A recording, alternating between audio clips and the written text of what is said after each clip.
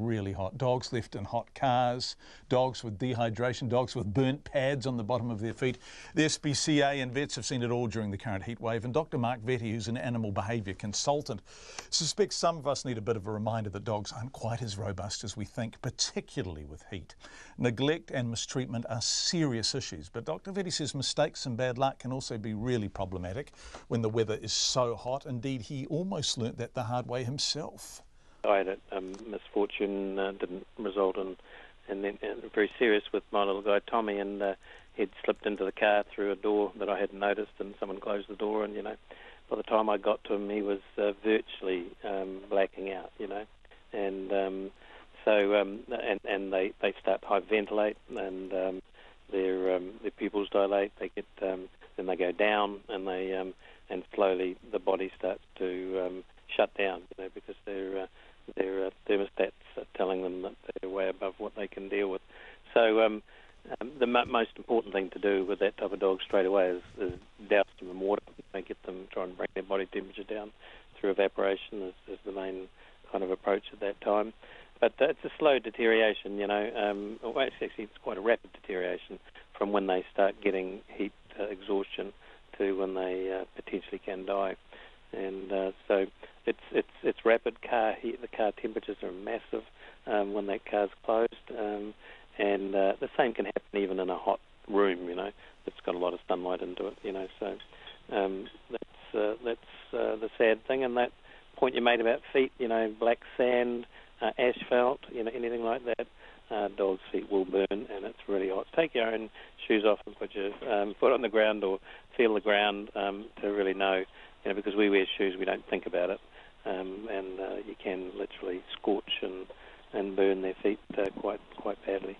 Absolutely, and it's never occurred to me. Of course, that's a totally obvious thing to point out, but I would have thought, clearly mistakenly, that because a dog doesn't wear shoes, their feet, for want of a better term, are hardened against the reality of standing on hot surfaces. But a hot surface is a hot surface, right? A dog is going to burn as well. They have got quite robust feet, so that's good. That's why they can run on stones and of course that depends on how you condition them, what type of conditions they live in.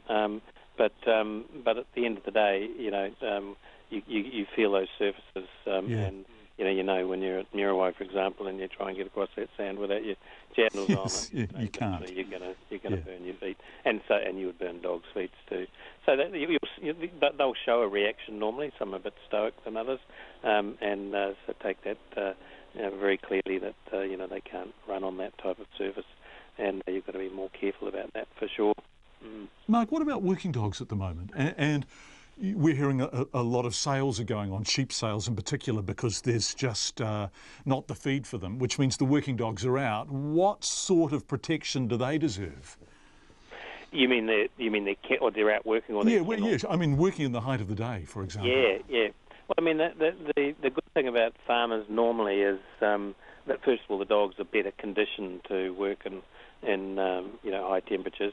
The thing that we've done well in our breeding is we've bred with our working breeds to be well conformed and the right size and shape and able to deal with temperatures better than the average pet. They don't always have the best kenneling and the best, sometimes those are out into exposed situations, and some don't supply enough water and all of those kind of things.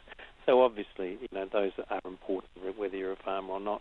The dog does have basic needs and they must be fulfilled, and for them to allow themselves to regulate their temperature, they need water normally, and they need shade, and shade doesn't mean just under a tin roof, which is often what they do. They're still out in the baking sun under a tin roof, that radiates a lot of heat and gets too hot for a dog. So obviously you should have your kennels under some kind of natural shade trees or something like that as well to give them better protection.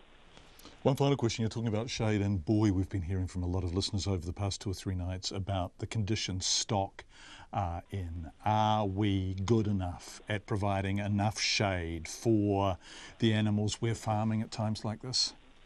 Well, I don't think so personally. I mean, I think we're pretty, as a country that farms millions of animals, and we've got pretty kind of parched earth kind of policy in the way, we don't have our hedgerows and those kind of things, like in England and places like that, you see that they supply the animals the opportunity to get out of the hot sun. I mean, obviously those species are hardier, and that's good.